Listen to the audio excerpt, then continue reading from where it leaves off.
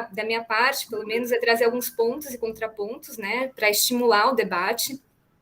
O que eu trouxe aqui, na verdade, foi um compilado de informações dos quais a gente foi tendo contato nesses últimos 3 anos aí de pesquisa, nesses últimos anos, na verdade, né? Eu trouxe coisas mais recentes e mais antigas também, e uma coisa mais teórica da legislação do processo de licenciamento.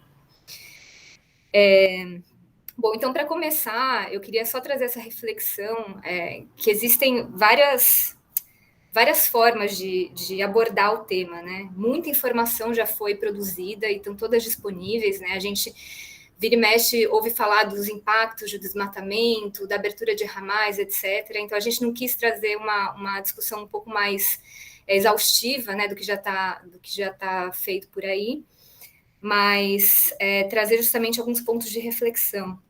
Então, o primeiro deles que eu queria colocar aqui é como que a gente consegue ver os processos de infraestrutura na Amazônia, né, de vários pontos de vista, de vários campos acadêmicos, né. Então, um dos mais macros, né, e principais, quando a gente fala de geopolítica na Amazônia, de como que estão inseridos esses projetos de infraestrutura, a gente tem que sempre levar em consideração essa visão, né, externa dessa economia de fronteira que a Amazônia sempre teve para o resto do país e atualmente, inclusive, internacionalmente.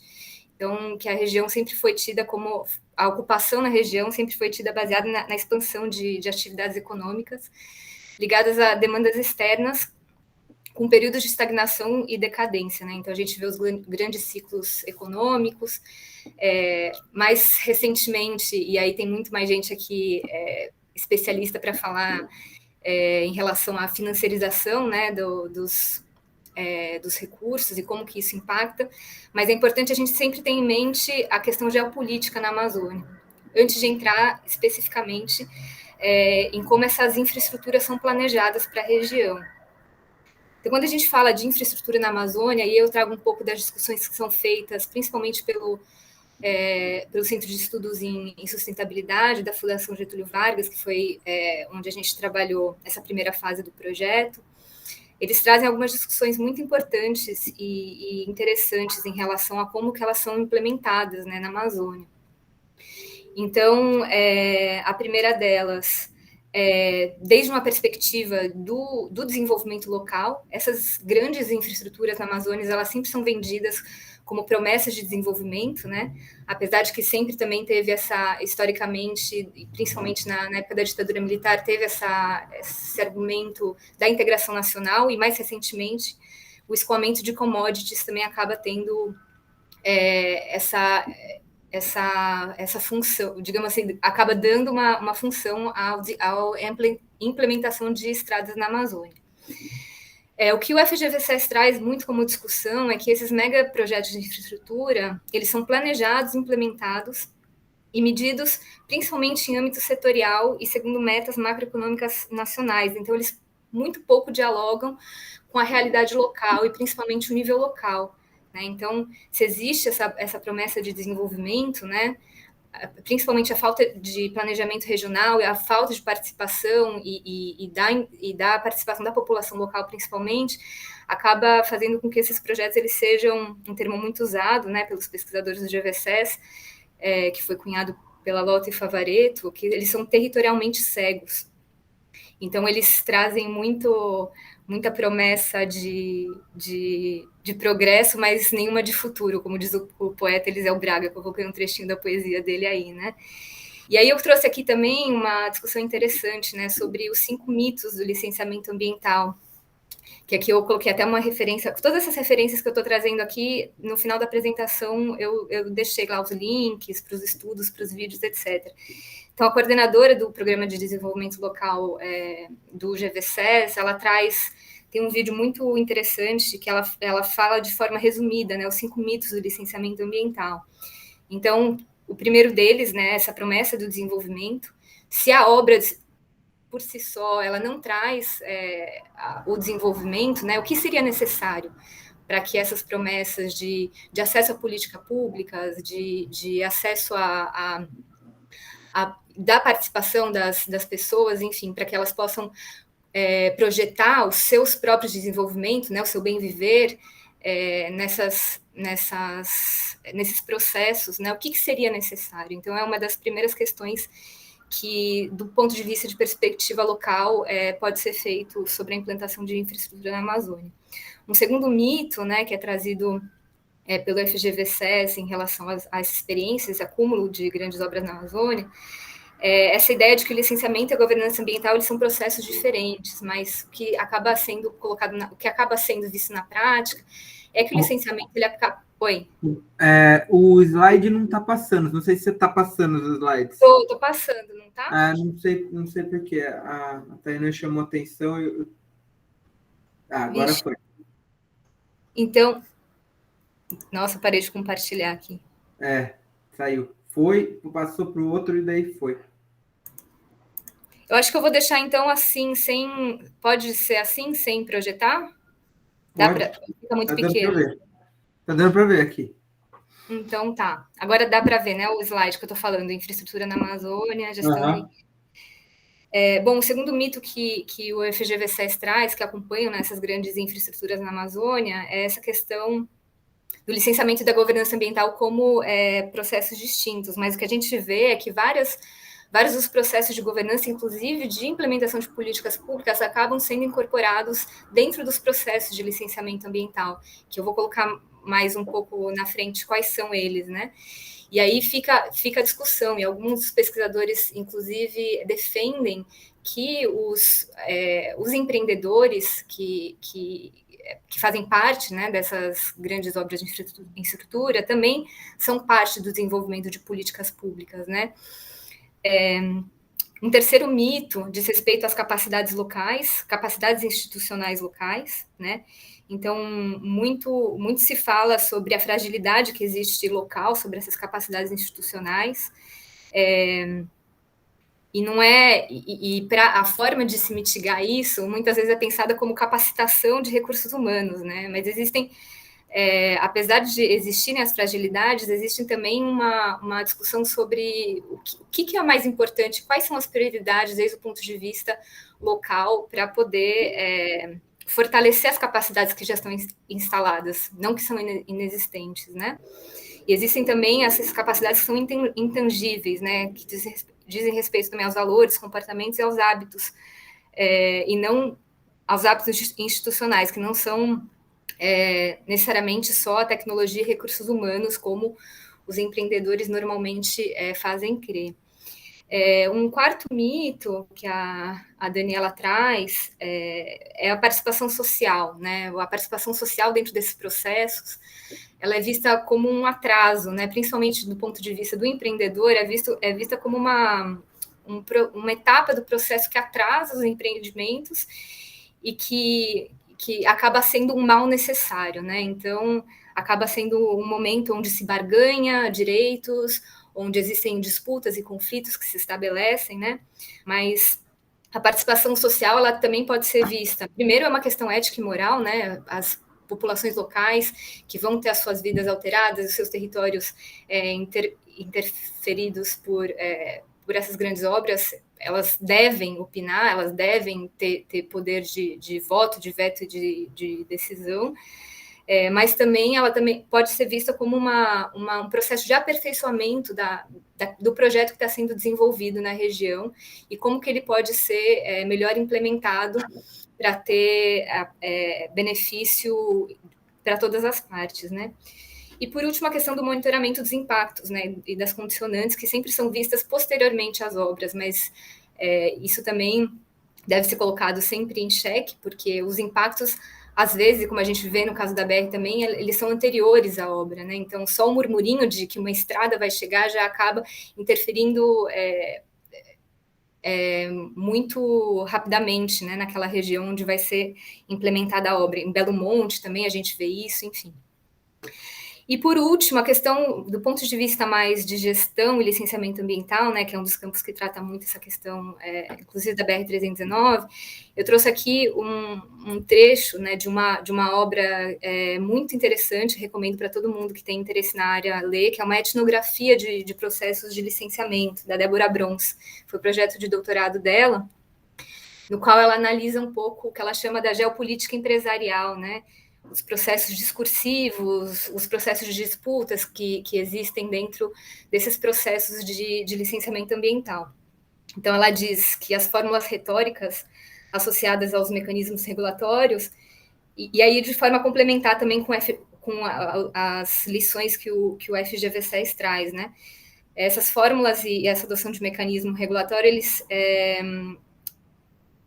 eles trazem uma crença de que é possível proporcionar esses ganhos de qualidade ao meio ambiente e à vida das comunidades, mas que, na verdade, o licenciamento constitui também como um conjunto amplo de intervenção social e práticas, que são, antes de tudo, apreendida nas relações sociais, em espaços informalmente regulados, por uma complexa rede de agentes e organizações que operam em diversas escalas. Bom, isso por um lado.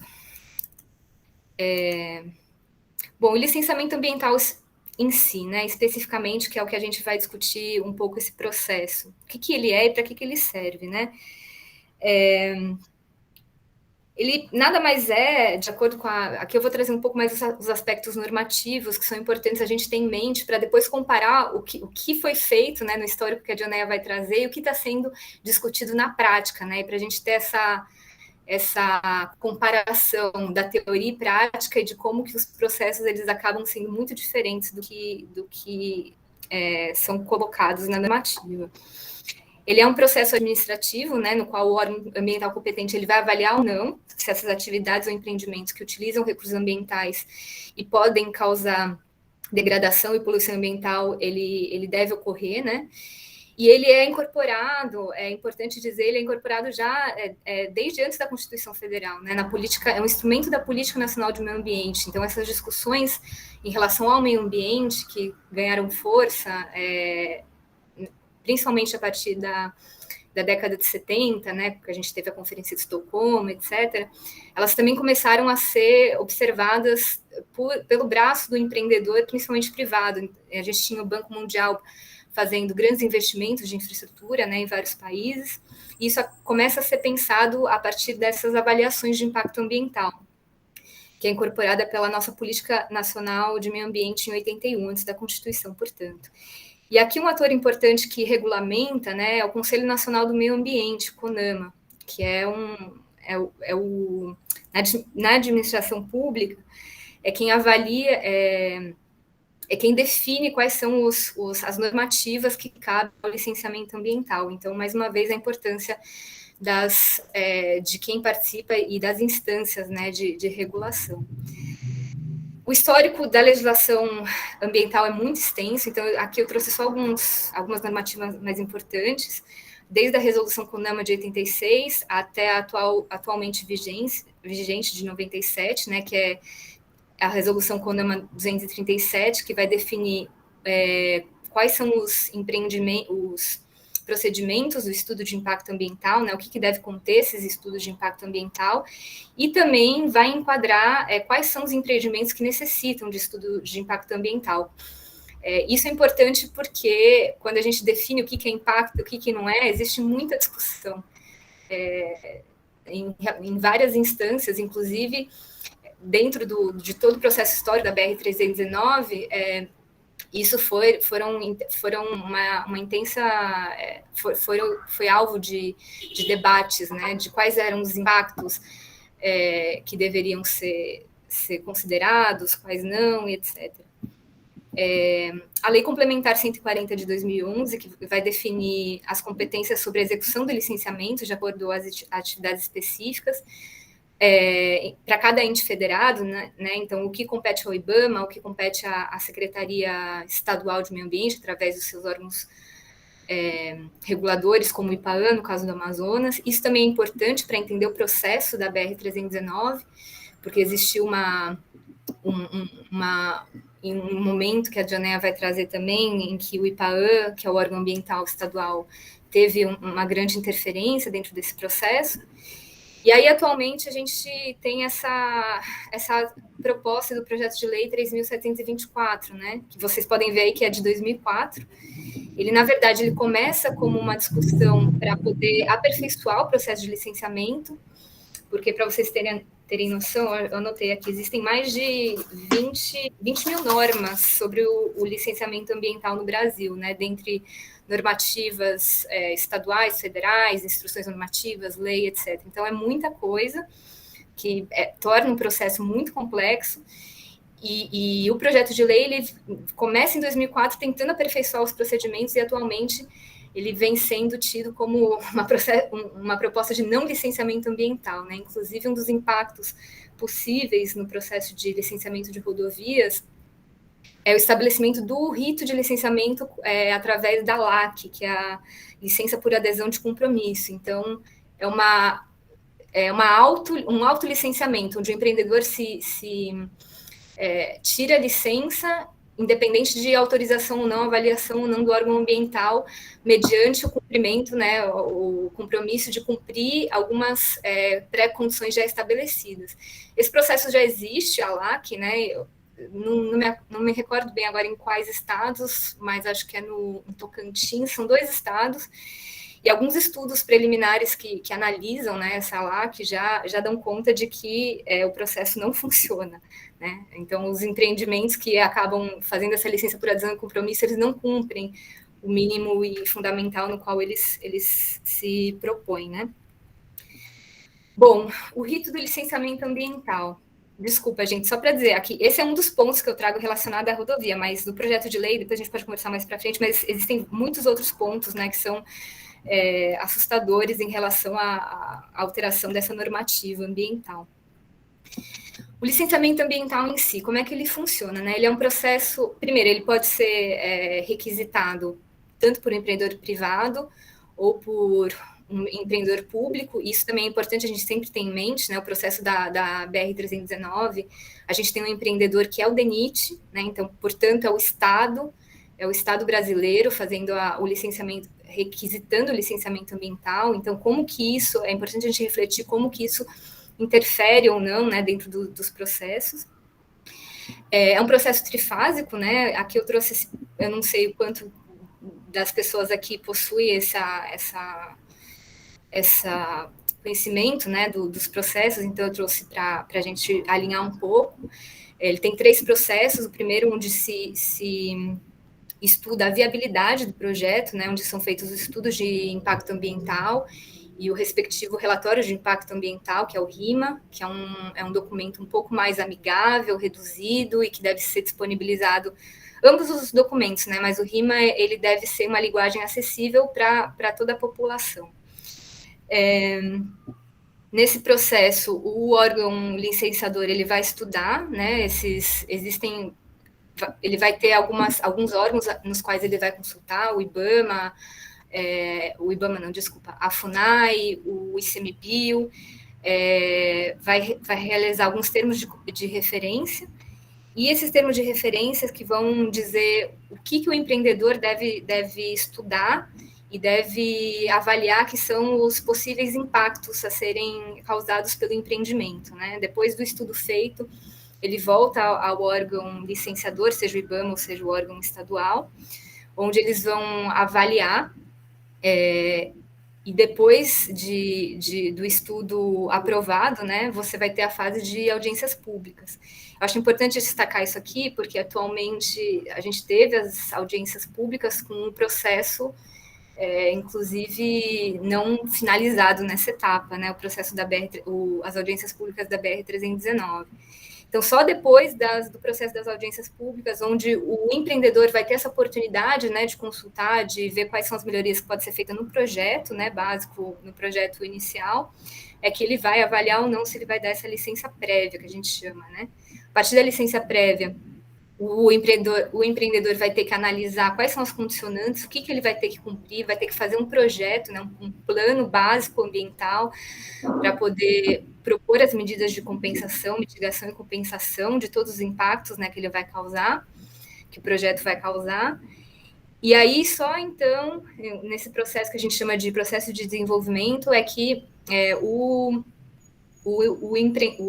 órgão licenciador vai avaliar as medidas propostas e vai emitir ou não a licença de instalação, né? A partir da licença de instalação, você tem um primeiro monitoramento, né, para ver se o empreendedor está cumprindo o que propôs nesses planos básicos ambientais. e se tiver tudo ok, se ele estiver cumprindo com as condicionantes, aí sim vai ser emitida a licença de operação para dar início ao empreendimento. Falei muito rápido, né? Tem muitas nuances, muitos detalhes aí, mas depois a gente pode conversar mais para frente. Roberto, deixa eu fazer uma pergunta de esclarecimento.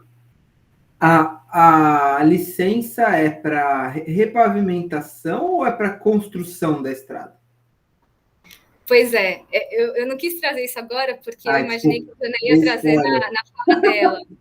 Tá. Mas eu estou colocando assim tudo que é na teoria, né? A BR-309, tudo que é na teoria, na prática, a BR-309 faz de uma forma... caminha reto por linhas tortas, vamos dizer assim. Uhum. Mas o processo de... A rodovia, ela foi... A Dioneia vai trazer isso depois, mas ela foi dividida em quatro trechos, né? Por questões específicas, históricas. Mas o processo de licenciamento é do trecho do meio especificamente, é um dos 4 trechos.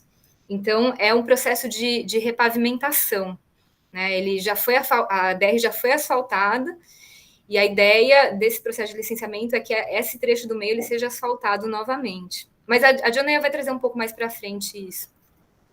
Eu acho até importante você falar isso, porque eu esqueci de falar também, mas o processo de licenciamento ele é trifásico na maior parte das vezes, né? Mas existem outras formas de licenciamento de acordo com os impactos e com o enquadramento que o empreendimento vai ter. Isso aí tudo está descrito na normativa, mas uma vez mais o processo da BR-309 ele é diferente até nisso.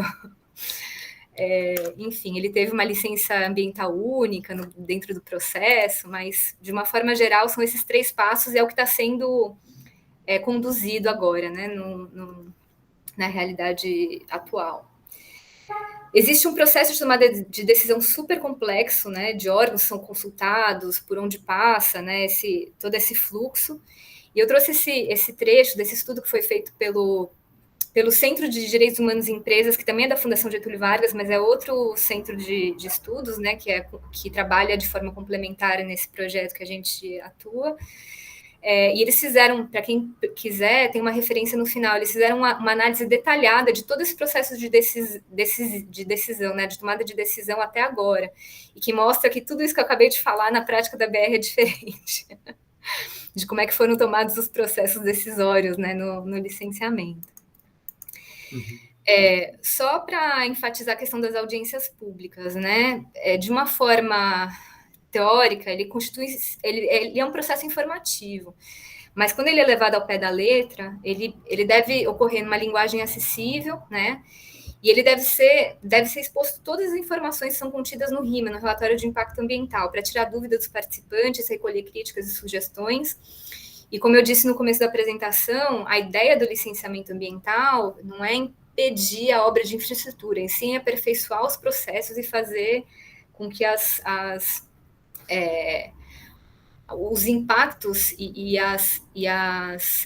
os impactos causados eles sejam mitigados, compensados, né, ou haja recuperação, mas também que o processo das audiências públicas constitui-se nesse momento onde a população local e que vai ser principalmente afetada tem esse poder de voz, né, tem essa voz para atuar. Isso é interessante porque assim, uma das reflexões que o FGV-SAIS traz também, desde o processo de inclusão de um projeto desse num plano como é o PPI, por exemplo, de aceleração de investimentos do governo federal, ou num plano de infraestrutura, que às vezes nacional de infraestrutura, que às vezes tem prazos de 20 anos, o único momento em que existe essa possibilidade de participação são nas audiências públicas, né? De forma na normativa. E isso é uma questão complicada, né? Porque a gente sabe como funcionam a linguagem técnica, o documento do EIA é um documento de 2.000 páginas, que por mais que sintetizados num RIMA, às vezes ficam muitas dúvidas. Então, essa é uma das críticas e reflexões que se faz em relação a como são conduzidas a participação dentro desses processos de licenciamento. Então, existem, eu não vou falar aqui, mas eu coloquei aqui as principais resoluções específicas em relação às audiências públicas, enfatizando que é um processo também que já vem desde 86, né, já existia uma resolução do CONAMA para isso, que na época era sempre que julgar necessário, né, existia audiência pública, mas atualmente ela é condicionada à demanda da sociedade, então existe a normativa, a atual resolução CONAMA, ela fala que a realização de audiências públicas, elas são quando couber, de acordo com a regulamentação. Então, a sociedade civil, ela organizada, ela demanda essas audiências públicas.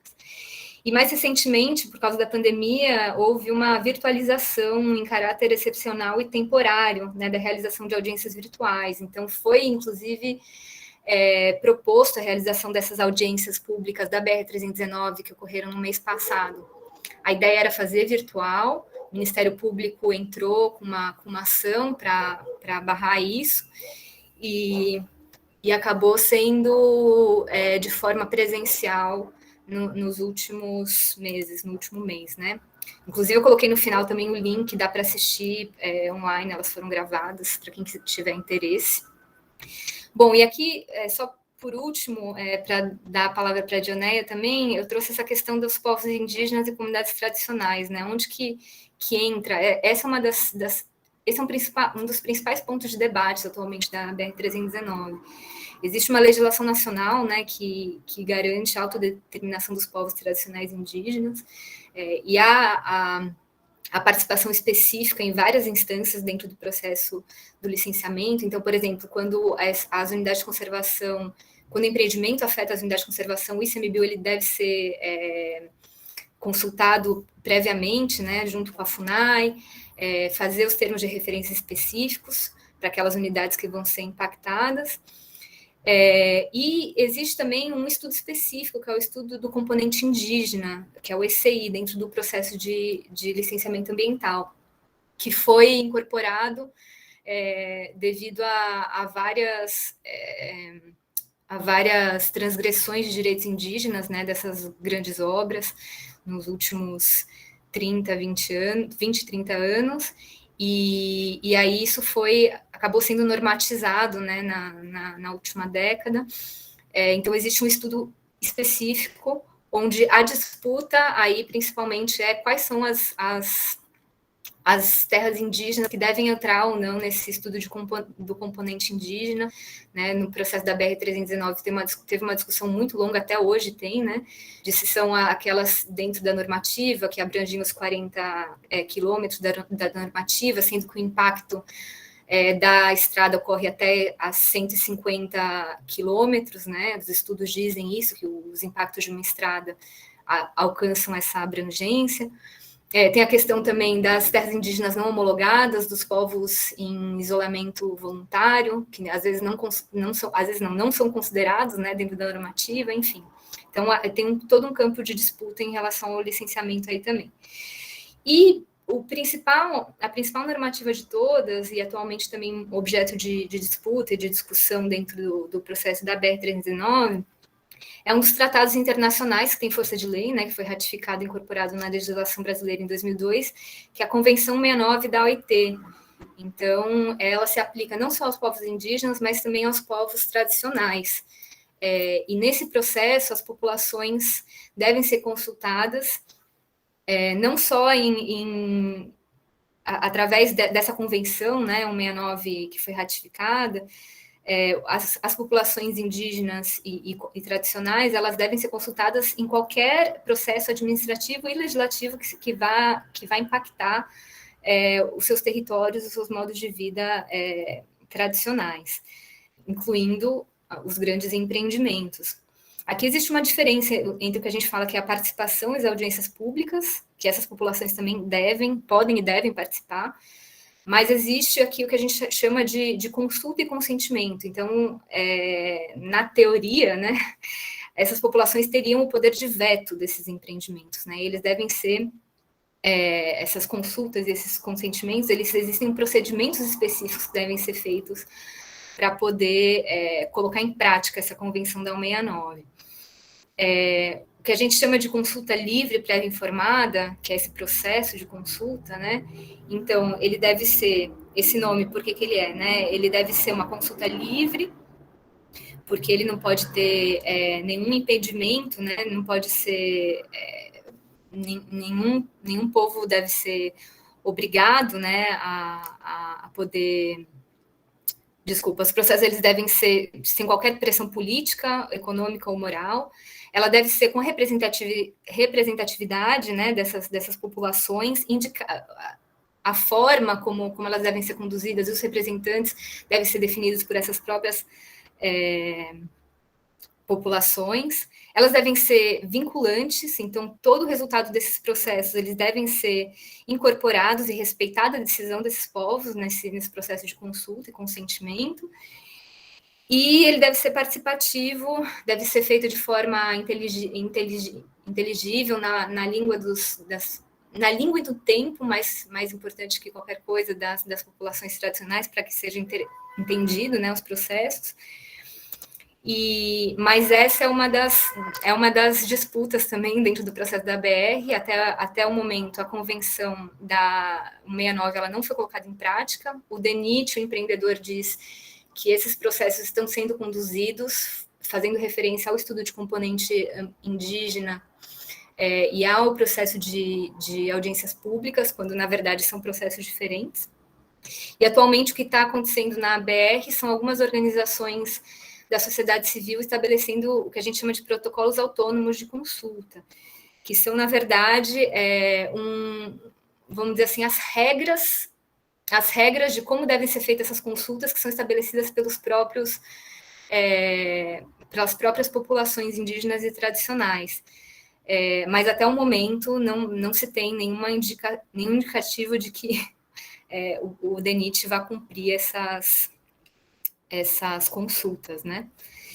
Eu acho que eu já falei demais, já passei do meu tempo, né? Já são 5h20. Eu teria só mais esse slide para falar. Eu acho que, Gil, você pode pegar daqui, falar um pouco do histórico, e aí eu acho que a gente depois faz um bate-bola sobre alguns pontos, pode ser? Sim. Pode colocar o próximo slide, aquele das fotos, é o que vem em seguida. Só para fazer o gancho aqui rapidinho, Gil, para falar um pouco das especificidades da rodovia, né? Eu trouxe só aqui a questão o mapa das rodovias projetadas, e existe também uma série de rodovias projetadas, né? Que aqui tem um mapa que ainda não estão implementadas. E existe também uma especificidade em relação às obras de rodovias, que, por exemplo, a gente pode fazer essa diferença em relação às obras de hidrelétrica, que ela é um vetor de transformação, né, de impactos, que corresponde a uma obra linear que fragmenta esses ambientes, né, por onde ela passa, que corta essas regiões. Elas têm impactos contínuos, cumulativos e persistentes ao longo do tempo. E como que o licenciamento ambiental ele não capta essas especificidades da rodovia, né? E aí, enfim, só para fechar falando um pouco da especificidade das rodovias, Gil, e aí entrando no processo histórico da BR-319 em si. Então, boa tarde a todas e a todos. Esse processo da BR-319, ele é um processo que é muito discutido, mas que muitas vezes ele é colocado como se fosse um processo que tivesse sendo discutido o seu início nesse momento, né? A sua construção. Inclusive, o Silvio fez essa pergunta, se a gente estava discutindo construção de uma rodovia. A BR-319 ela é uma rodovia que liga as capitais Manaus, Porto Velho. Ela tem capital do Amazonas, a capital de Rondônia, né? Ela tem 873 quilômetros, aproximadamente 873 quilômetros de rodovia. Ela foi pensada no bojo do governo militar no ano de 1968. Ela veio para a mesa, a construção dessa rodovia veio para a mesa nesse momento, junto com a BR-230, que é a Transamazônica. Elas foram concebidas no mesmo processo. Sendo que o processo da BR-319, a construção da BR-319, ela é muito peculiar. O seu traçado foi aberto, eles abriram aí 800 quilômetros de estrada, mais de 800 quilômetros de estrada em um ano. Em 1972, a empresa Andrade Gutierrez veio para o campo, estabeleceu os canteiros, derrubou a floresta. Essa foto que tem aqui embaixo, à direita, a última foto que tem esses senhores, essa placa ela foi colocada, essa era a última árvore que tinha para derrubar no traçado da estrada. Então, eles abriram todo o traçado dessa estrada, ela é basicamente um retão, com pouquíssimas curvas, aberto no meio da floresta, e aí a gente tem que considerar que o estado do Amazonas é um estado que conserva grande parte da sua cobertura de floresta conservada. Então, isso foi um atropelo, um desastre, bem no meio da floresta. Então, ela foi pensada no governo militar, ela foi incluída no Plano Nacional de Integração, no Plano de Integração Nacional, no PIN, e juntamente com a 230. Então, tem algumas observações que têm que ser colocadas. A primeira, a BR-319 ela foi concebida como tanto ela quanto a 230, como estradas pioneiras. E isso é importante de ser dito, porque existe uma diferenciação na estrutura de construção de estradas pioneiras para a rodovia. A BR-319 não nasceu como uma rodovia, ela nasceu como uma estrada pioneira. E a diferença básica entre essas duas categorias de estradas é que a estrada pioneira ela não tem uma pavimentação, um revestimento igual a uma rodovia. O revestimento de estradas pioneiras normalmente são em pissarra. O papel das estradas pioneiras é justamente de dar uma ligação, diríamos assim, básica, mesmo que precária, mas estabelecer uma ligação. Então, ela nasce, só que no momento em que eles foram fazer o recapeamento das rodovias, a 230 tinha material em pissarra. Então, a 230 Transamazônica, ela foi toda recapeada, ela foi feita em pissarra. Quando chegou a vez de fazer o mesmo processo na 319, a 319 não tinha material. Então, eles decidiram fazer um trabalho de recapeamento da 319 em asfalto, sendo que era um recapeamento que não era nos padrões de rodovia.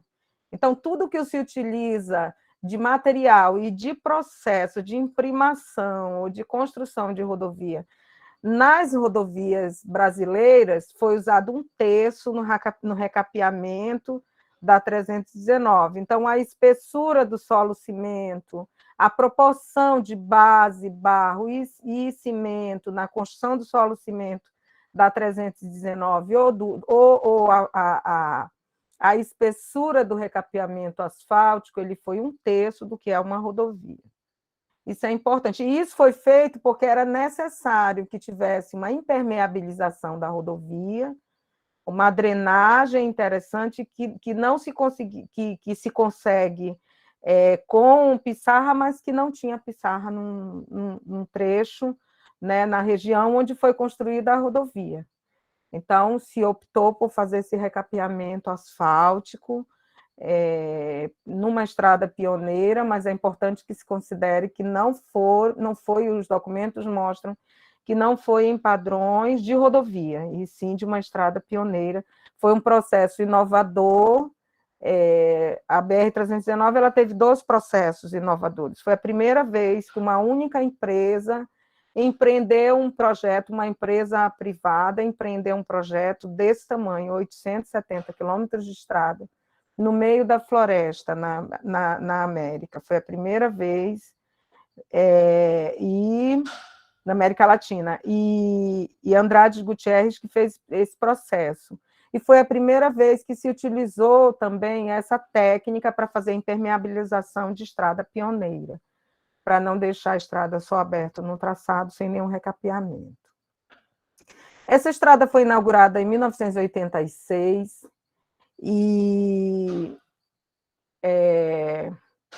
foi inaugurada em 1986, todo o seu traçado feito esse recapeamento. Ela tinha toda a estrutura, a infraestrutura que a abertura de uma grande estrada traz consigo. Então, postos de gasolina no seu traçado, no seu eixo, linhas regulares de ônibus, toda essa estrutura que tem uma estrada. Mas, em função do nosso período chuvoso, o período chuvoso da nossa região é muito rigoroso, somado ao tipo de estrada que tinha sido construído, a questão do recapeamento dela, que não era uma estrutura de impermeabilização de uma rodovia, e somado a isso, a falta de investimento para manutenção fez com que essa estrada fosse totalmente interditada em 1988. Então, ela foi inaugurada em 76 e ela ficou intransitável em 88.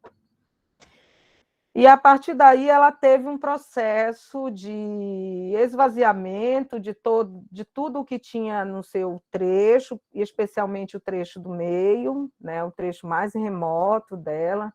Todos esses empreendimentos que eu falei foram sendo abandonados, os sítios e tudo, de modo que ela foi sendo...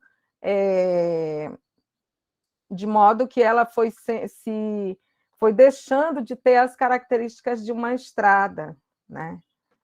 Então, ela foi abandonada, e do radar de todo mundo. Em 96, ela volta a figurar nos radares, aí, nas mesas de discussões, na discussão do plano de governo do Fernando Henrique, em 1996, então, ela volta a ser incluída, mas ela não chega até o final no processo de quando se define recursos para aquelas metas. Então, ela foi retirada dessa pauta e retornando às mesas de discussão com força a partir do ano 2000, que se retoma essa discussão e aí se reinicia todo o processo, o planejamento e os projetos para sua recuperação. E aí começa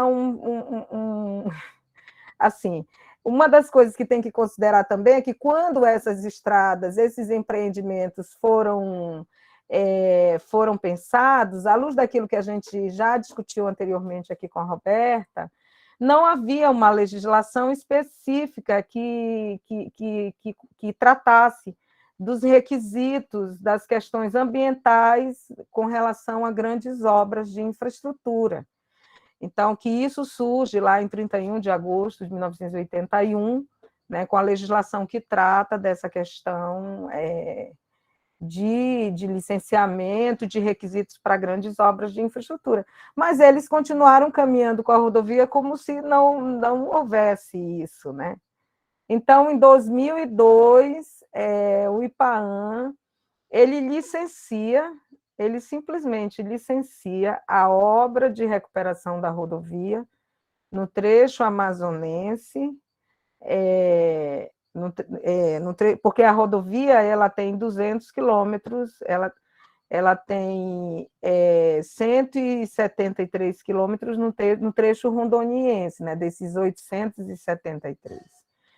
Então, o IPAAM ele tem competência, até teria alguma competência em gestão ambiental dentro do governo do Amazonas, né, mas eles aproveitaram aí o bojo desse processo de manutenção da rodovia com essa licença do IPAAM, o órgão estadual, o órgão ambiental, de gestão ambiental do Amazonas. O IPAAM vai, licencia a obra de recuperação da rodovia, e aí isso é retomado, essas obras são retomadas de modo que em 2005, aí eles refizeram os 200 quilômetros dos extremos da rodovia.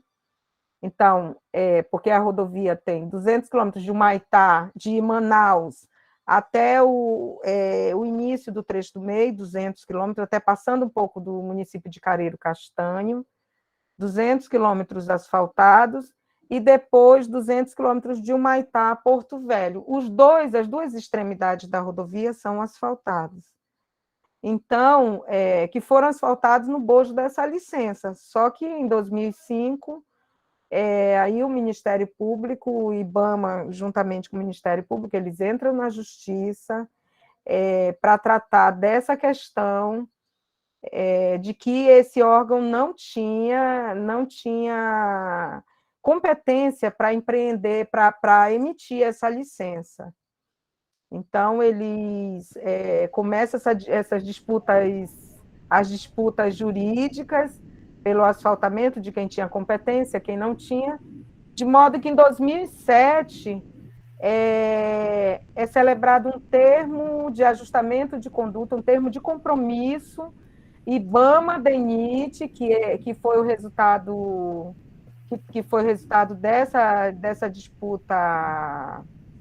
dessa disputa jurídica,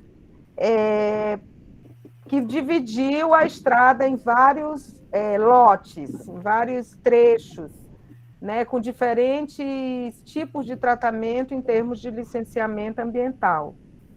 Então, Janaína, só uma dúvida, só assim, não teve uma licença específica no estado de Rondônia. Eles usaram a licença do Amazonas para pavimentar Rondônia também.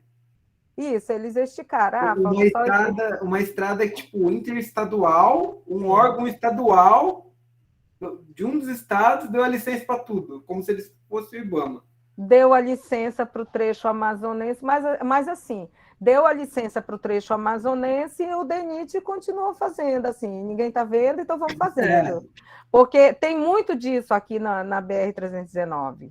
Né? Então, em 2007, aí surge esse termo de compromisso que traz, que separa, em 2007, aí separa, porque a disputa, eles paralisaram a obra em 2005, mas aí já tinham feito as duas extremidades, e ficou o trecho do meio em disputa. Tinham feito as extremidades, ficou 400 e poucos quilômetros no meio para decidir. Então, aí é que começa a briga.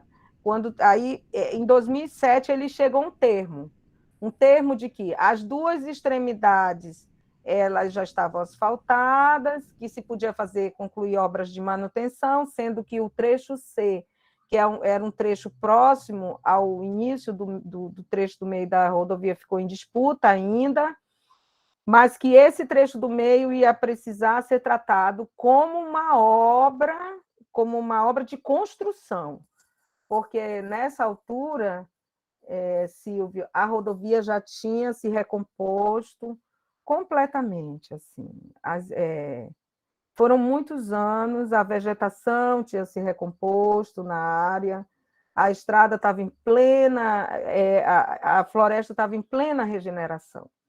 Então, o entendimento das partes em 2007 foi que esse trecho do meio ele seria um trecho que teria obrigatoriedade de realização de estudos. E as duas extremidades estavam liberados para obras de manutenção. Então, liberados do estudo. Então, aí que começa essa história de fazer e refazer estudo, porque o grande problema da BR-319 é que até aqui o empreendedor, o DENIT, nunca fez um estudo e nunca empreendeu um processo que realmente respeite as etapas e que seja bem feito. Então, não tem consulta aos povos tradicionais, os estudos que são feitos são incompletos, o IBAMA sempre devolve.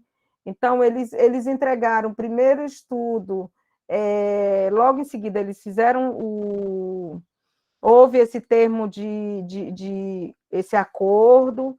Então, em 2008, um ano depois, eles entregam o primeiro estudo, esse estudo que não foi aceito pelo IBAMA, ele tinha sérios problemas, ignorava completamente a questão, os impactos sobre as populações da região, ignorava completamente essa questão. Então, o primeiro plano entregue, primeiro estudo, o EIA, o EIA-RIMA entregue foi em 2008, que foi recusado, e em seguida ficou essa disputa de complementação e de necessidade dos estudos para poder se emitir essa licença. Enquanto estavam nessa discussão, o governo criou uma ALAP, uma área de limitada administração provisória, então trouxe para si, criou um grupo interministerial para gerenciar uma área de 15 milhões de hectares, que é essa área no entorno da BR-319, no interflúvio Purus-Madeira, que a BR-319 ela é um eixo, um traçado entre os rios Purus e o Rio Madeira, né? Então, dentro dessa LAP, isso deu início a um grupo de trabalho para se definir o que seria feito dentro dessa área de 15 milhões de hectares, que era a LAP, a área de limitada administração provisória. Então, nesse contexto é que surgiu a criação das unidades de conservação. A rodovia ela é toda circuncidada por unidades de conservação estaduais e federais. São 28 unidades de conservação no total, que foram criadas no bojo desse trabalho, e justamente para antever todos os impactos que podiam ter sobre a floresta. São 11 unidades de conservação federais, de gestão do ICMBio, 9 do estado do Amazonas, eram 8 do estado de Rondônia, mas houve uma redelimitação, então são 7 do estado de Rondônia, 27 unidades de conservação que foram criadas nesse contexto da rodovia. E aí, essa foi a época que o Mink falava que o Carlos Mink era o ministro, ele falava que ia ser uma estrada parque? Sim. As unidades de conservação, elas foram criadas em 2009, mas hoje, em 2021, existem diferentes estágios de implementação dessas unidades de conservação. São unidades de conservação de categorias, de várias categorias. Então, tem reservas de desenvolvimento sustentável, tem florestas tanto estaduais quanto nacionais, as FLONAS, tem parques, unidades de proteção integral, né, nesse bojo, dessas 27 unidades de conservação, e que estão em diferentes estágios de implementação. E que era a estratégia que se tinha naquele momento para minimizar os impactos que viriam com a construção da rodovia. Em 2014, o DENIT vai e solicita uma licença de conserva. Essa foi uma conservação da rodovia, essa foi uma grande tacada deles, porque eles pensaram assim, a gente não está conseguindo a licença de asfaltamento, tem que passar por tudo isso, então vamos pedir pelo menos para fazer uma licença de manutenção, recomposição de base e poda. E aí, no início de 2013, no final de 2013, foi emitida a licença de conservação e manutenção da BR-319, que autorizava a recomposição de base e a poda, porque a rodovia, o trecho do meio, a vegetação já estava fechando. Então, eles pediram para podar, abrir novamente o traçado da rodovia, e a estrada, tinham muitos lugares que ela, por conta de erosão, de vossoroca, ela tinha ruído, e para recompor aquilo com galerias, eu presenciei a substituição de pontilhões e bueiro de pelo menos 80, as firmas chegaram para trabalhar no final de 2014, mais ou menos em outubro de 2014. Eu presenciei eles num trabalho deles, 100 dias de trabalho das firmas, quando eles entraram para fazer essa recomposição da estrada, a substituição de pelo menos 87 pontilhões e pontos interrompidos da rodovia por galerias e manilhamento. Então, foi um trabalho assim, muito grande de recomposição da estrada, de modo que em 2015 eles deram tráfego à estrada. Então, para você ver, nós estamos discutindo uma licença de uma estrada que está construída, porque se eles recompuseram base, então o último estágio é fazer a imprimação, que é onde você joga o solo, o cimento e jogar o asfalto em cima. Então, assim, as coisas elas saem muito ao arrepio da lei na BR-319. Eles vão fazendo. E o Ministério Público, nós podemos dizer que o Procurador da República, o Ministério Público, representado pelo doutor Rafael Rocha, Procurador da República, de 2015 para cá, o doutor Rafael ele ajuizou pelo menos umas 6 ações. Estou botando uma conta bem por baixo, ações que ele fez contra o DENIT em relação a essa questão da BR-319.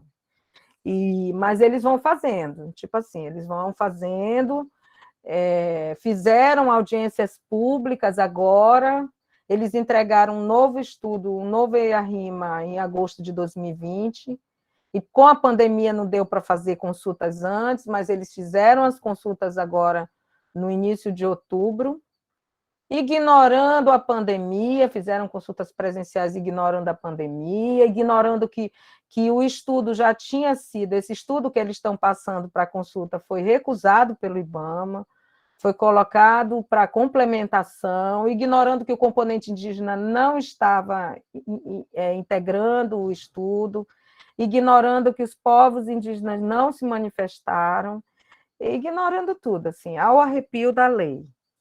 Então, mais ou menos isso é o que a gente tem por aqui.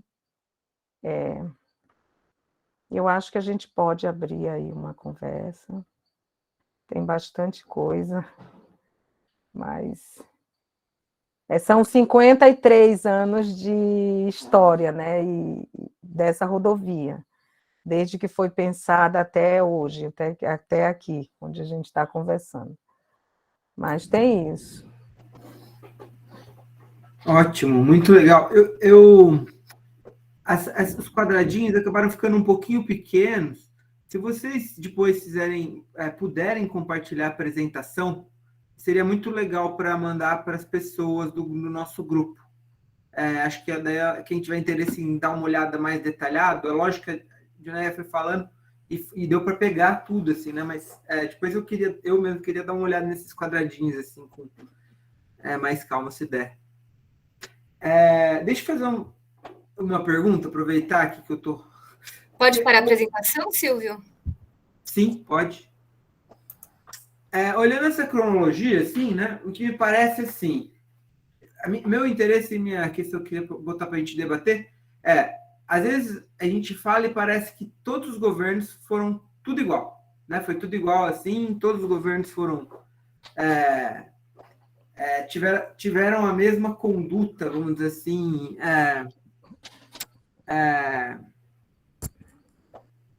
ilegal, né? É uma conduta totalmente ilegal, absurda, né? De atropelar totalmente a lei. Mas me parece, olhando a cronologia, que entre 2005 e 2013 teve um período um pouco diferente, assim. E me parece que esse talvez tenha a ver com um conjunto de outras políticas que estavam sendo implementadas na Amazônia. Tinha um contexto mais amplo de Marina Silva no Ministério do Meio Ambiente, de políticas ganhando tração, né, de coisas acontecendo que talvez tenham facilitado, vamos dizer assim, as resistências locais, do Ministério Público, dos movimentos sociais. Eu queria saber se essa, vamos dizer assim, é lógico que tem um monte de forças querendo fazer a rodovia acontecer, mas eu queria perguntar para vocês se essa impressão confere, se nesse momento a resistência foi mais fácil porque você tinha aliados poderosos lá no Ministério do Meio Ambiente, né, e a coisa mudou um pouco, assim, a dinâmica foi um pouco diferente do resto do período. Essa é uma questão que eu queria colocar. Vocês têm alguma percepção sobre isso, assim, e se essa é a minha impressão confere. Outra coisa que eu queria colocar é o que mudou com o governo Bolsonaro e o que mudou, né, desde o governo Temer, governo Bolsonaro, E o que mudou com esse ministro, que é tão falado, né? O tal do Tarcísio, né? Que, né, todo mundo fala que é um avião na infraestrutura, né? Não sei o que, não sei o que lá. Inclusive virou um presidenciável, né? Olha, esse período, assim, a gente tinha. E hoje à tarde eu estava revisitando, porque essa linha do tempo eu fiz, ela foi feita para mim, ela estava na minha dissertação.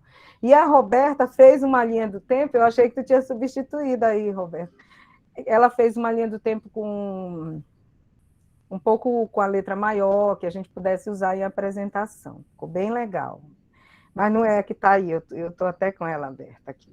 Mas aí, quando eu estava olhando, eu lembrei que a gente tinha um paradoxo, na verdade, Silvio, porque a gente tinha, de um lado, a gente tinha toda essa estrutura ambiental que era favorável, a gente tinha um secretário, Vigílio Viana, que é uma pessoa muito reconhecida na área ambiental, era o secretário de Meio Ambiente do Amazonas. Então, o Amazonas, ele avançava muito em discussão ambiental, em toda a estrutura. Tanto que todo esse desenho de unidades de conservação, que ficou conhecido como blindagem ambiental da BR, as 27 unidades que foram criadas em 2009, a SDS, que era a SEMA do Estado, na época a Secretaria de Estado do Meio Ambiente, na gestão do Vigílio Viana, esteve totalmente envolvida nisso. O Amazonas deu uma contribuição muito grande nisso. Por outro lado, a gente tinha o Eduardo Braga, que era o governador, muito próximo ao presidente Lula. Ele era ministro de Transportes, né? É verdade. Também foi ministro. Nessa época, ele era o governador do Estado. Então, ele sempre foi uma pessoa muito próxima ao presidente Lula. Então, assim, por um lado, o meio ambiente do Amazonas foi o primeiro estado a ter um sistema estadual de unidades de conservação. Enquanto o país discutia SNUC, o Amazonas discutia para o SEUC, o Sistema Estadual de Unidade de Conservação. Mas, por outro lado, o governador ele se alinhava com a política para fazer também o outro lado da política, que era a licença que o IPAAN deu. Então, o Estado do Amazonas, o governo do Estado do Amazonas, ele foi esse paradoxo aí no meio da BR-319. Se, por um lado, ele deu uma contribuição fundamental para a conservação, que foi a criação das 27 unidades de conservação, por outro, ele meteu todas as mãos para essa questão do asfaltamento. E talvez no nível federal eles tenham um espelho também, porque eu acho que a briga lá em cima também acontecia entre o Ministério do Meio Ambiente e o Ministério dos Transportes. Foi uma constante. Sim. E agora... Não só briga, como as negociações também, né? Porque a Janeia mesma falou. A questão da LAP, eu lembro muito do professor Henrique falando isso, né? Que foi uma negociação, Ministério dos Transportes, Ministério do Meio Ambiente. Então, e além disso, você tinha toda uma política ambiental, né, que fazia jus a negociações de implementação de políticas que poderiam mitigar todos os impactos ambientais na implementação das unidades de conservação, enfim, tinha toda uma questão do controle do desmatamento. Então, tinha todo esse aparato institucional que dava suporte a um processo de negociação ao redor, né? Que não era o processo de licenciamento em si, mas era como as políticas públicas se acoplavam a essa obra, né? Tem um detalhe, né? Tem um detalhe que é a intervenção no mercado de terras. Ao C intervém no mercado de terra, né? A hora que você cria o C, essa terra é inalienável da União. É mais difícil vender essa terra. Então, você altera toda a estrutura do mercado de terra. Mas tem uma questão, tem uma observação aqui no nosso chat da fabulosa doutora Jolêmia Chagas. A Jolêmia, ela é pesquisadora do NETNO, da UFAM. Ela é das agrárias, mas fez o doutorado na antropologia. E ela é de Manicoré, daqui da nossa região. Ela coloca uma questão que eu não coloquei, eu deveria ter iniciado a minha fala nisso. toda a infraestrutura pensada para a Amazônia, especialmente as rodovias 319 e a 230, foram pensadas com o fim, porque ela perguntou, teve outra rodovia aberta a toque de caixa? E aí a gente tem que deixar bem claro por que toda essa estrutura vinha como motor da colonização, da entrada, do processo de tomada do agronegócio e da fronteira que está exatamente aqui onde nós moramos hoje, em Manicoré e Humaitá, mas que tinha que entrar naquela época. Então, nós temos 289 milhões, segundo o último estudo do Amazon, né, se eu não me engano, 289 milhões de cabeça de boi na Amazônia. Essa turma estava chegando aqui e precisava subir, como precisa subir. Né? Não tem mais onde colocar boi aqui no sul do Amazonas, ele precisa subir.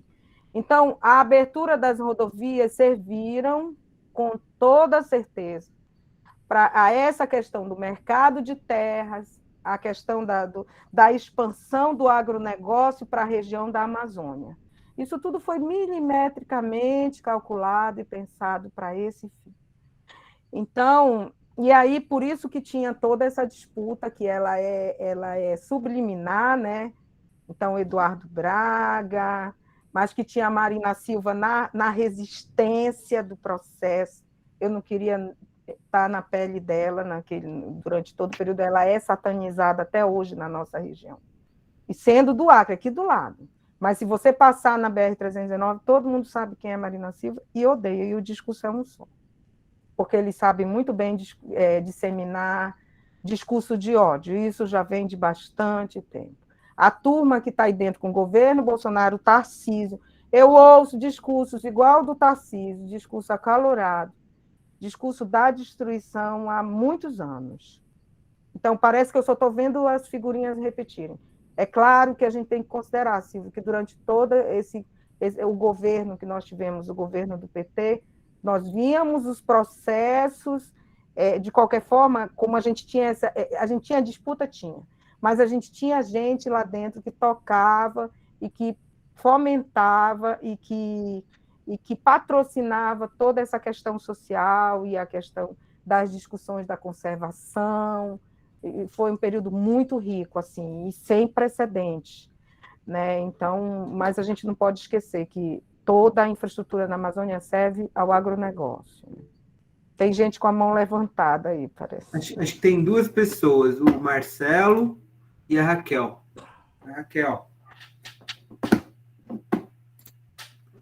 Marcelo? Então, eu queria fazer uma pergunta para a Dionéia e a Roberta, parabenizá-las, né? Eu, nos anos 80, durante um curto período, eu fui assessor do Sindicato de Trabalhadores Rurais de Tucuruí e Novo Repartimento, no Pará. E Novo Repartimento, a Transamazônica passa por lá, né? Então, de uma certa forma, eu acompanhei a dinâmica, né, de uma federação dos trabalhadores muito combativa, do sindicalismo combativo, na Transamazônica. E eles tinham um problema, né? Eles tinham produção, tinham que escoar a produção, e eles defendiam, né, enfim, o asfaltamento, porque a Transamazônica, quando chegava o inverno, não funcionava, e eles ficavam com a produção toda parada, etc. Né? Então, um pouco o que eu queria entender é como é que é o sindicalismo rural aí, qual a posição dele em relação à questão da BR-319. Obrigado.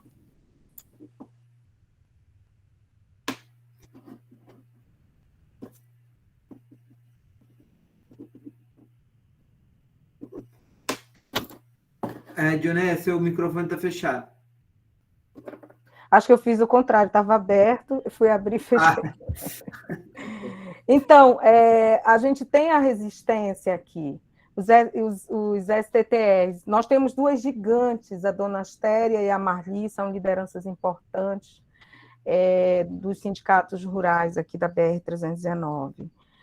E sempre houve, e isso foi uma das coisas que mais me causavam, que mais me tocavam e me tocam, Marcelo, é que as pessoas que defendem o asfaltamento da BR, a abertura da BR, são curiosamente, que vão para a linha de frente, vão para as redes sociais, são curiosamente aquelas que mais vão ser prejudicadas.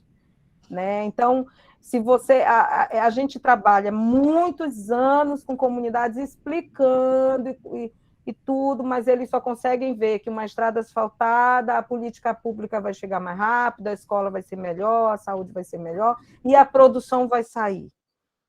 E algumas comunidades, como a invasão está subindo com muita velocidade no eixo da BR, elas já começaram a ver que o que vai vir antes da melhora da política pública são as invasões, a tomada de terra, os conflitos fundiários, é isso. Mas, e a turma do STTR sempre atuou com a gente nesse sentido de entender que é necessário que dê condições para que haja produção e tudo, mas que se esteja atento para que essa... E é muito interessante que essas lideranças, elas são as que têm o discurso mais alinhado do ponto de vista da conservação dos modos de vida. E aí eu incluo os produtores, né, familiares aqui da Amazônia, que não é uma defesa do asfaltamento da rodovia, da abertura da rodovia por si só. Então, sempre vem ponderando as questões de conservação. Diferente das outras, de muitas comunidades, muitos comunitários e muitas lideranças que fazem essa defesa acalorada do asfaltamento da rodovia a qualquer preço.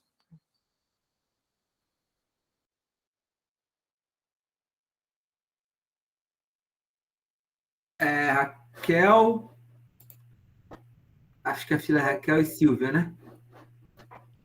Vocês estão me escutando bem? Está cortando muito?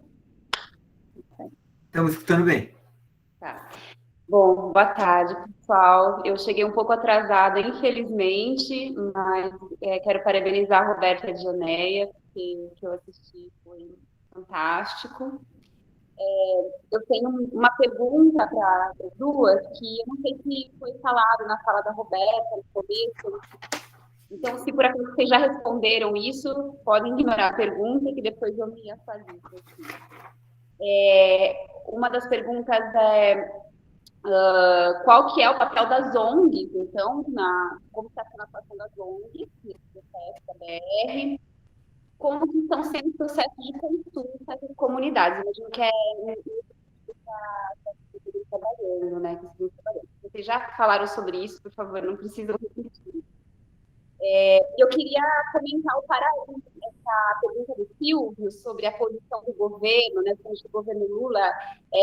Eu acho que vocês já viram, né, Dioneia e Roberta, sobre isso, mas eu acho muito parecida essa posição política em relação ao que aconteceu em Belo Monte, né, lá em Altamira, que foi isso, assim, a gente ganhou um mosaico de unidades de conservação, todo um processo tocado pelo governo da Marina Silva, que trouxe acesso às comunidades locais a muitos benefícios, né?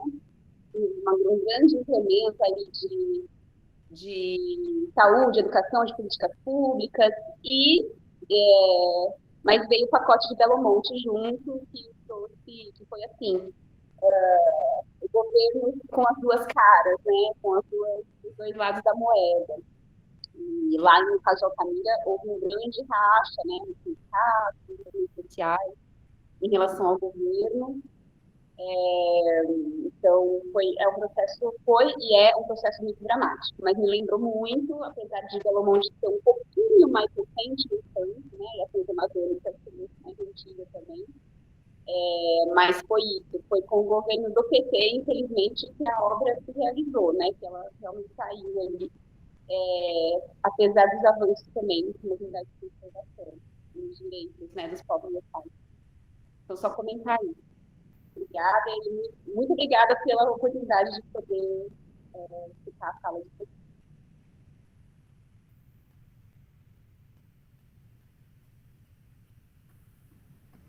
Eu vou, você quer colocar, porque a Silvia também levantou a mão, mas eu vou colocar uma questão. Tu quer falar sobre o papel das ONGs, Roberta, na BR-319? Mas eu vou colocar uma questão aqui para a Raquel. Na BR-319, tem uma questão que o Silvio me apresentou como uma articuladora da RETA, né? Da Rede Transdisciplinar da Amazônia. A gente trabalha em cima de uma estrutura, vou colocar em cima porque a reta se assenta no chão, no campo real. Então, essa é uma rede de base real, antes que alguém pergunte se ela é legalmente constituída, né? Para além de ser uma rede formalmente reconhecida, constituída ou pela academia, ou pelo governo, ou pelos órgãos de formalização, é uma rede que se assenta no nosso modo de vida amazônico.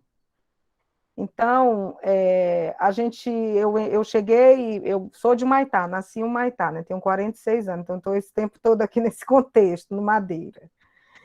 A gente se encontrou no trabalho, eu fui ser gestora de unidade de conservação na BR-319. Nessas unidades, quando criaram essas unidades em 2009, contrataram gestores, fizeram um concurso para contratar gestores para trabalhar na gestão dessas unidades. Eu fui lá para o meio da BR-319, eu digo lá porque no trecho norte, eu estou no trecho sul, né? E a gente... E assim, o meu chefe, ele me colocou lá e disse assim, olha, Dioné, a unidade, fui eu que dei a notícia para os comunitários que lá era unidade de conservação, porque a consulta não tinha sido na comunidade, tinha sido na cidade de Careiro e a maioria, a turma não participou.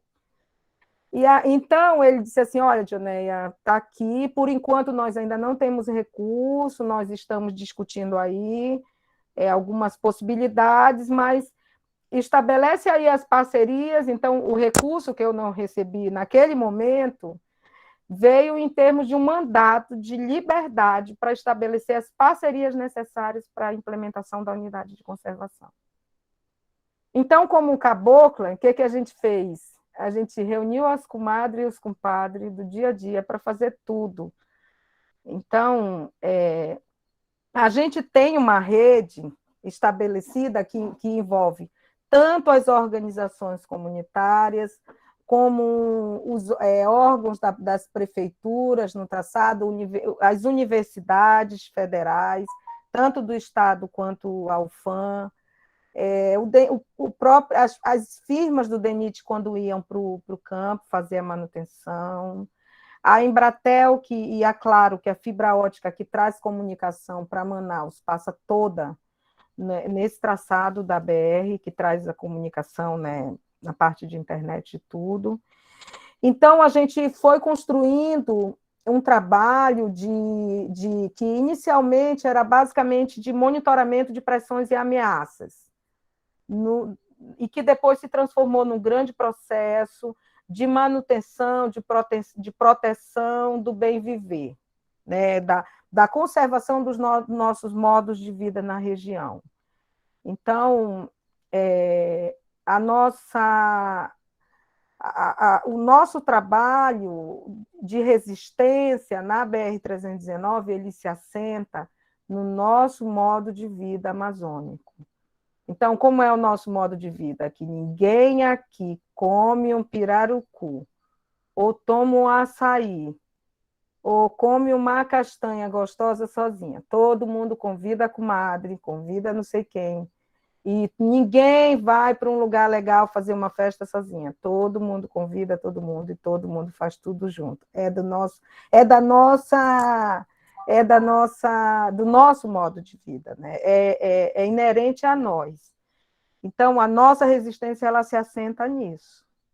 E aí, o SES, quando ele chega para fazer esse trabalho, e a Roberta vai falar do capítulo das ONGs, então eles dialogam com a gente diz, olha, aqui nós somos essa rede que age assim, que atua assim, então chega junto, tem uma turma em Manicoré, tem uma turma em Humaitá, tem uma turma em Careiro, tem uma turma em Manaquiri, tem turma em Manaus, e aí a gente se junta e vai fazendo o trabalho da resistência. E aí... eu sempre fui uma liderança importante, porque o recurso que rodava muitos projetos com empoderamento feminino, com jovens, o recurso de logística, porque tudo aqui na Amazônia é muito difícil, era um recurso que eu gerenciava como gestora de unidade de conservação. Então, quando entrou esse governo de Amazonino, aqui no Amazonas, em 2018, o governo Bolsonaro, que tudo ficou muito difícil, Eu fui exonerada, porque esse cargo, os cargos de gerente de unidade de conservação, a Secretaria de Estado de Meio Ambiente do Amazonas foi criada em 2007, nunca houve um concurso para efetivar, é sempre você faz um concurso, mas a sua forma de vinculação é comissionado, é encargo comissionado. Então, em 2018 eu fui exonerada e todo mundo apostou que todo o trabalho que a gente fazia seria ruína. Mas foi tarde, porque o nosso trabalho estava consolidado e está, e segue firme, porque ele se baseia, ele se mantém num processo que é muito antes de questões formais, né? Ele é baseado no nosso modo de vida, é uma rede de base real. Então, a RETA, antes de qualquer coisa, ela é uma rede de e em base real. Bom.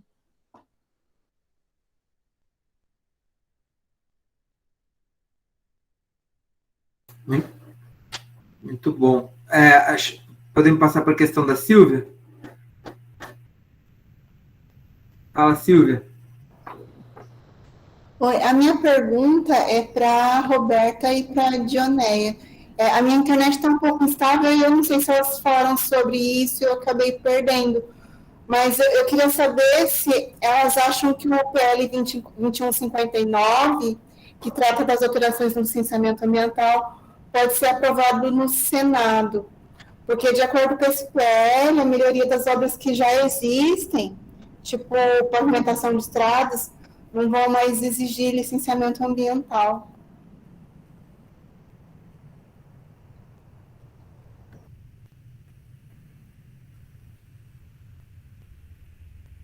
Roberta.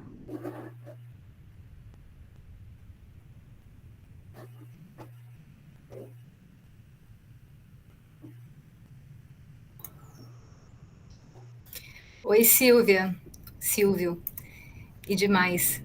Só para puxar o gancho um pouco de algumas falas que foram colocadas antes, que eu estou anotando aqui, puxar um pouco a fala do Silvio em relação às estradas parque, né? Eu não sou muito conhecedora do tema, mas eu lembro que, na época, até o Silvio tinha me questionado sobre essa questão da estrada parque. Eu acho que uma coisa importante da gente entender, ou de, pelo menos, desvincular a ideia da estrada parque, eu não acompanhei como é que foi essa discussão dentro do processo da BR-319, mas o que eu pude buscar de informação, existe muito o uso desse conceito, né, como uma forma de você legitimar alguns processos de implementação dessas obras de infraestrutura. Então, o conceito de estrada-parque é um conceito que vem dos Estados Unidos, né? É interessante porque a gente tem, dentro do SNUC, a gente tem os parques nacionais, né? Dentro dos sistemas estaduais também existem os parques estaduais, né? Do SEUC do Amazonas. E você pode falar de abertura de estradas dentro desses parques, né? Nos quais normalmente não se justifica, ou só se justifica quando a estrada já está construída e o parque ele é decretado em cima da estrada, mas ele vem muito no processo de você tentar legitimar um processo de abertura de estradas com esse viés ambiental, né? Então, eu não sei se na época, eu fiquei até me questionando, não sei se a Dioneia sabe disso, se na época de que foi levantada a questão da estrada parque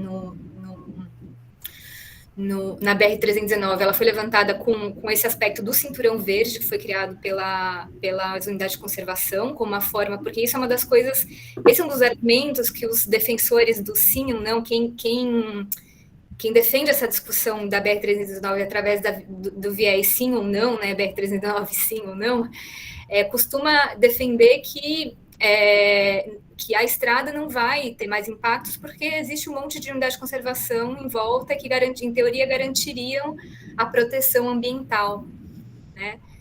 Isso, por um lado, a gente já vem discutindo muito, né, dentro do projeto, junto com as populações, porque não existe isso de se autoproteger, né? A gente sabe do desmonte da política ambiental, da falta de infraestrutura dos órgãos ambientais para poder dar conta de fiscalizar, de poder observar a abertura de ramais, invasão dentro dessas áreas, né? A própria implementação das unidades de conservação, que atualmente está parada, e aí já pegando um gancho na pergunta do Silvio em relação ao governo atual, né, governo Bolsonaro, essa é uma das grandes preocupações e ameaças, né? Como é que você mantém...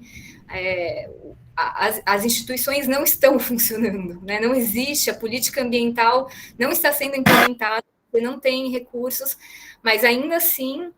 E isso naquela época, né, há alguns anos atrás, como a Dianéia falou, que foi montado o grupo interministerial, né, que foram negociadas as pré-condicionantes do licenciamento, foram relatados um por um, assim, os órgãos, a quantidade de funcionários que precisava para se considerar uma fiscalização na região, implementação das unidades de conservação.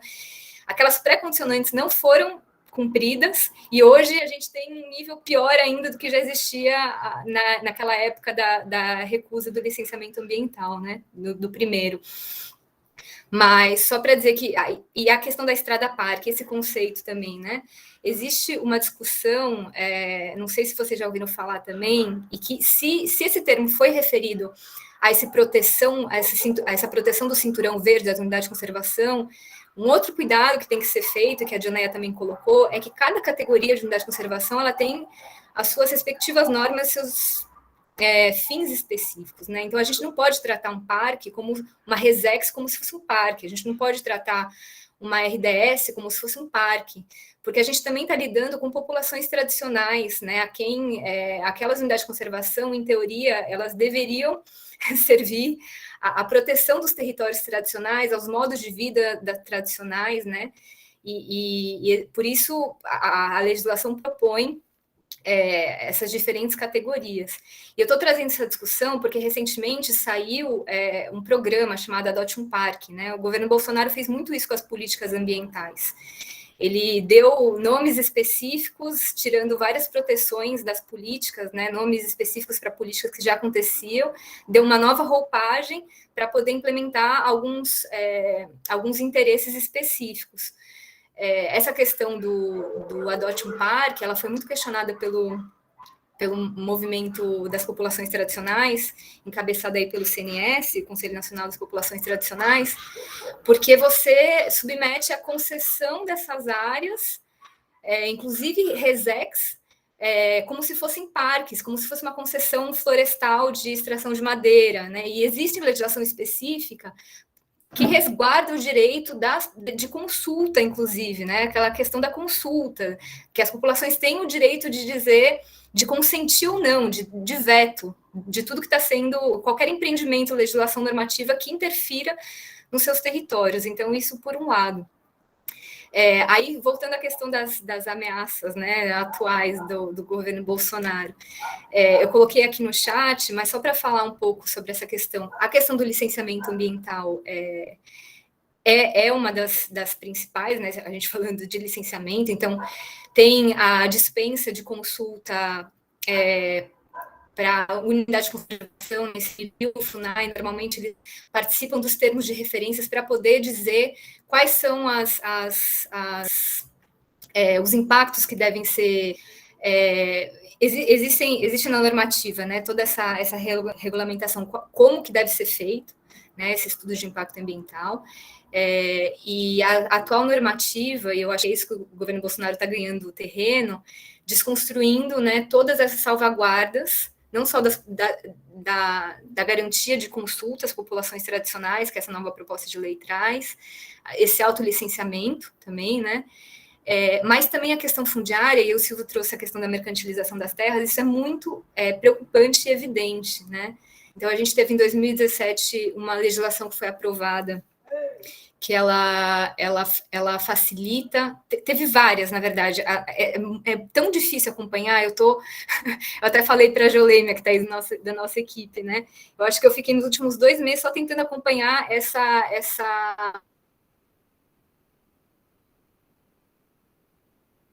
foi feita pelo INCRA o ano passado, já não vale mais esse ano.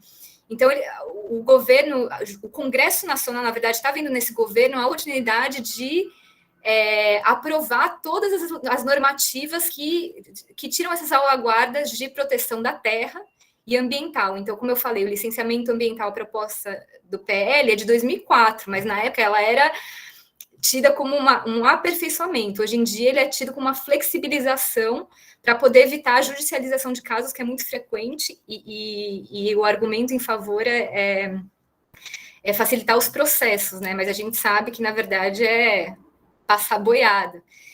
E tem essa legislação de 2017, tem uma legislação proposta também que facilita a compra por estrangeiros, depois eu posso passar todas essas referências, mas a compra por estrangeiros de terras, altera desde a questão de quantidade, assim, da quantidade de terras que podem ser compradas, a questão de se podem ser compradas por pessoas físicas e jurídicas, tem uma questão de preço também, de se é utilizado precatórios na compra de terras ou não, enfim, tem coisas muito específicas e detalhadas, que é onde está se dando locus da disputa, e onde estão sendo desconstruídas todas as normativas, que é ali no Congresso. Então, a gente, e como eu falei, né, a população, o único momento de participar, opinar sobre alguma coisa em todo esse processo é ali numa audiência pública, que malemar vai dar conta de falar dos impactos que estão previstos no empreendimento, né. Falei demais, mas era só para complementar essa visão, assim, da política do governo atual e das ameaças normativas, né, no Congresso, que estão sendo costuradas. Eu acho que foi isso, né, que o pessoal perguntou. Não sei se eu comentei tudo. Vocês estão numa posição muito importante, né, de sistematizar e tentar acompanhar isso, porque é difícil, né? Mas é muito importante, como pesquisador, tentar, né, acompanhar para ver o que está acontecendo, porque agora o difícil é entender o que está acontecendo. Se a gente tiver que dar uma resposta objetiva para a Sílvia, a gente pode dizer assim, a ler o que está acontecendo até aqui, sim. Eles estão conseguindo aprovar tudo que eles querem aprovar, né? A menos que tenha uma mudança assim a 360 graus de todo o contexto. Então, tudo é uma questão de tempo. Né? Vamos ver o que vem, se eles vão aprovar tudo em toque de caixa, né? Ou se eles vão, né, guardar um segundo mandato. Não, já foi. Essa primeira proposta que foi aprovada da PL, do licenciamento ambiental, ele foi com uma versão para plenária num dia, e foi assim uma questão de uma semana que foram colocados vários outros dispositivos que não deu tempo para analisar os artigos que foram colocados e que foi aprovado nessa nova legislação. Tanto que a maior parte das pessoas que estão acompanhando, das organizações que estão acompanhando, falam que o pior texto de todos os que já tiveram desde 2004 é esse, porque foi conseguido incluir um monte assim, a toque de caixa, um monte desses dispositivos, da autolicença, da dispensa da incorporação dos órgãos ambientais, ICMBio, FUNAI, dentro desse processo do licenciamento. Tem muita coisa que eu tinha anotado, mas eu me perdi um pouco aqui nas minhas anotações, mas eu tinha anotado para se surgisse esse papo, mas eu posso depois encaminhar, e tem muita coisa disponível aí também. É que não é tão simples fazer isso, porque vai ter que passar pelo judiciário, vai ter pressão internacional. Então, assim, demora um tempo, né? A gente está torcendo que esse tempo seja um pouquinho mais longo, né? Porque... mas a gente, assim, a turma, tudo é uma questão de capacidade instalada. Tudo é uma questão de capacidade instalada. Então, a gente está falando de um processo de 53 anos. Alguém sentado numa cadeira, lá em 68, disse assim, tem muita terra na Amazônia, no Amazonas é para lá que nós vamos levar nosso boi, nossa soja, nossas coisas. E começou a mexer seus pauzinhos aí, porque gente, e aí agora eu vou ser obrigada a falar como economista, né? A turma do negócio não pensa a coisa para depois de amanhã. Ele planeja coisa de 50 anos. 50 anos, 20, tem vários planejamentos. 50, 20, 30, 10, e tem a turma aí da coisa mais volátil. Mas esse sistema que a gente vê no Brasil, essa turma, isso pensa isso há muitos anos. Então, Se eles vão fazer hoje ou depois de amanhã, em 2026, isso, mas Eles já compraram muita terra para vender depois. Né? A gente assim, isso é uma questão, isso é uma coisa que a gente não pode, mas a capacidade instalada, olha, só para vocês terem uma ideia, há mais ou menos 3 anos atrás, o nosso acompanhamento era que as invasões no eixo da BR-319 subiam 100 quilômetros a cada 5 anos. Eles demoravam 5 anos para ir ocupando no eixo. E estrada, é muito fácil a gente acompanhar essa mudança de cenário, de paisagem, de cenário, esse movimento. Mas o que eu digo hoje é que eles conseguem subir 100 quilômetros a cada 3 anos, porque agora eles têm capacidade instalada, eles têm topógrafo, eles têm as máquinas, eles têm engenheiro, eles estão com toda a estrutura já aqui na nossa região de Humaitá e de Manicoré. Então, avançar é a parte do processo. Né? Então, eles estão com capacidade instalada dentro do Congresso, eles estão com capacidade instalada dentro do Planalto. Né? Quem era que estava dentro do Planalto? Aquela distinta senhora, que era uma das melhores amigas da nossa presidente, que abre o processo, que naquela época, vocês estão lembrando, me fugiu o nome da mulher agorinha, que foi a ministra da Agricultura. Né, Cátia Abreu. Cátia Abreu. Então, tudo é uma questão de capacidade instalada. Então, você vai entrando e vai se instalando, e vai organizando, e ali você vai agir com mais velocidade. Ou seja, os caras que pensavam o processo lá em 68, hoje, têm muito mais capacidade de empreender aquilo que eles estão planejando do que naquela época. Eles estão dentro do Congresso, eles estão dentro do Senado, dentro da Câmara de Deputados, dentro do Planalto, e em todo canto. Infelizmente, e o Brasil está girando em torno dessa pauta, da pauta do agronegócio. Tudo que acontece no Brasil está girando em torno desses caras. Impressionante. Impressionante. Eu tenho uma questão a mais, acho que a gente está acabando nosso tempo, mas eu queria fazer, acho que na verdade são duas. Uma questão é como que aparece o IRSA, que é aquela integração, aquela iniciativa de integração da infraestrutura da América Latina. Ela teve bastante importante na época dos governos petistas, né? Porque tinha uma ideia assim, de integrar a infraestrutura da América Latina. Isso nas usinas do Madeira a gente acompanhou bastante esse debate do IRSA, né?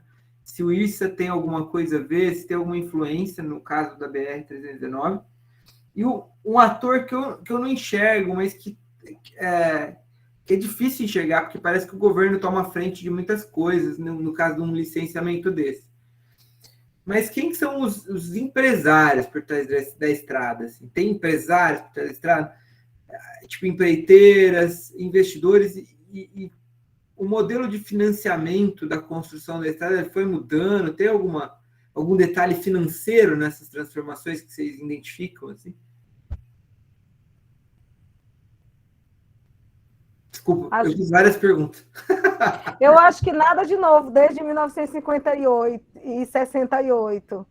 Então, é o governo brasileiro preparando infraestrutura. Eu acho que a Joa Maria explicar essa questão que você trouxe aqui do isso. É o governo brasileiro preparando infraestrutura para os negócios, o capital avançar sobre o nosso país. Nada além disso. Não foi aberta estrada para produtor passar, para o pequeno produtor, nem para o direito de ir e vir da população, que aqui tem uma turma de uma associação que defende o asfaltamento a qualquer preço, com jargão de direito de ir e vir da população de Manaus e para Porto Velho na estrada e tudo. Nada disso. Toda a infraestrutura, e aí quando você trata dessa infraestrutura integrada com a América Latina, nós estamos falando de energia elétrica e mineração, mas especificamente de energia elétrica, a integração.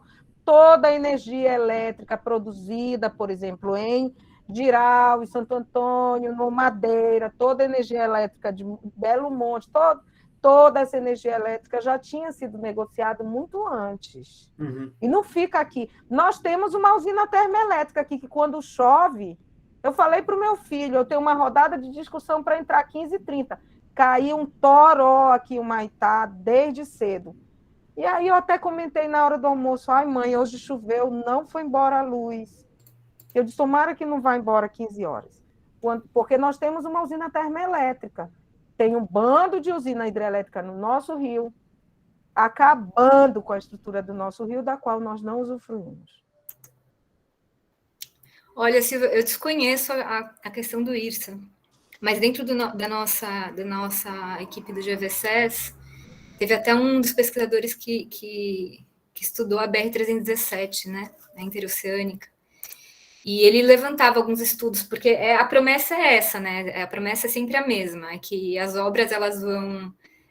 a interconexão, né, vai fortalecer as trocas econômicas, as projeções econômicas são das melhores. Isso também vem, assim, o discurso também é o mesmo dentro da BR-319, foi da BR-317, mas, assim, nos casos que já passaram, a gente vê que eles não se concretizaram. O caso específico da BR-317 é esse, assim, né? A projeção de intercâmbios econômicos não se concretizou, o que era proposto argumentado como um dos benefícios, né?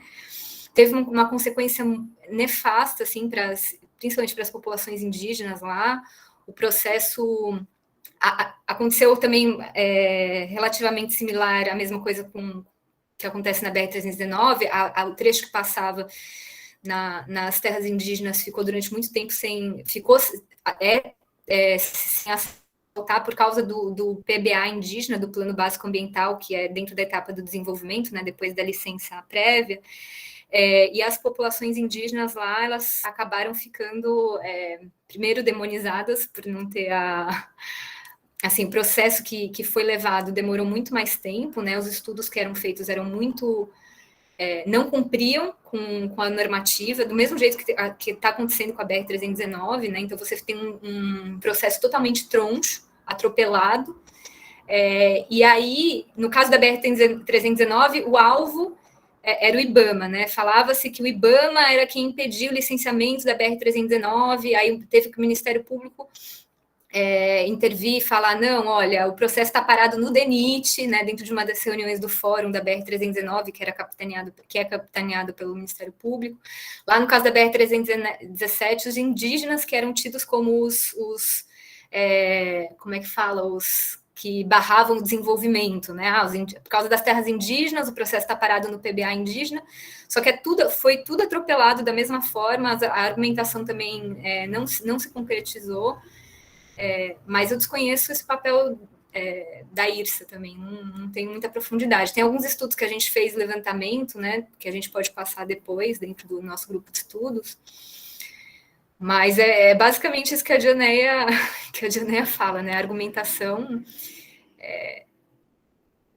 a desenvolvimentista, inclusive existem o escoamento, tem uma discussão, uma das discussões como é que um dos argumentos era que a BR-319 pavimentada, ela beneficiaria o comércio, né, Manaus, mas tem alguns especialistas que analisam essa questão mais econômica e que veem muito mais Rondônia se beneficiando do acesso a Manaus, né?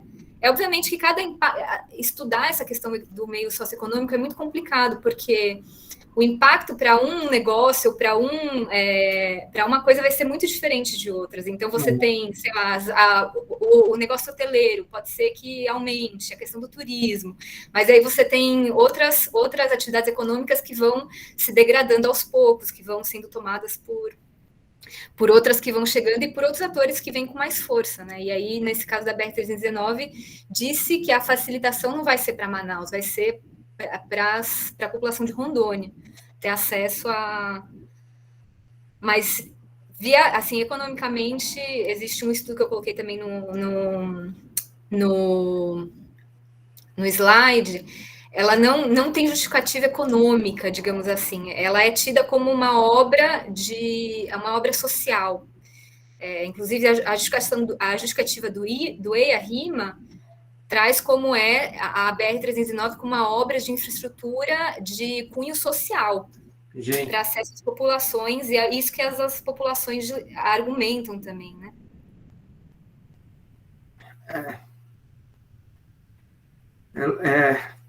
Enfim, é muito maluco, né, ver esses processos acontecendo, assim, e nesse me surpreendeu, assim, porque a cara de pau é um pouco maior do que comum, né, assim, o licenciamento ser feito pelo órgão do Amazonas em Rondônia foi demais. Mas, enfim, gente, acho que a gente bateu um pouco o nosso teto aqui. Eu queria agradecer demais a Roberta e a Dioneia, convidá-las para continuar, de uma certa forma, essa conversa aqui, né? Se a gente conseguisse, seria muito bom manter um contato, né? E contem com a gente aqui para qualquer coisa que precisarem, né? Em termos de pesquisa, da rede, de acessar essas pessoas que fazem parte da rede, que estão em várias partes da Amazônia, né? Ou aqui no Sudeste, né? Então, enfim, queremos acompanhar e apoiar na medida do possível a luta. Pelo que entendi, a Dionéia está mais à frente no chão, né, Dionéia? E a Roberta também está envolvida aí, né, no projeto GVCs. Então, é isso. Se ninguém tiver mais uma questão, acho que a gente pode encerrar. Obrigada, gente. Obrigada. Gostei muito. Obrigada. Foi ótimo. Pessoal, algumas pessoas foram saindo e pedindo desculpa por saírem aí. Acho que é um pouco a dinâmica do grupo mesmo. Compromissos aí, né? A gente acha a melhor agenda possível, mas nunca todo mundo pode e sempre o pessoal tem que ir saindo um pouco antes.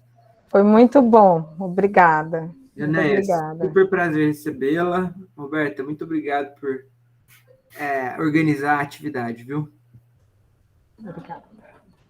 Obrigada, pessoal.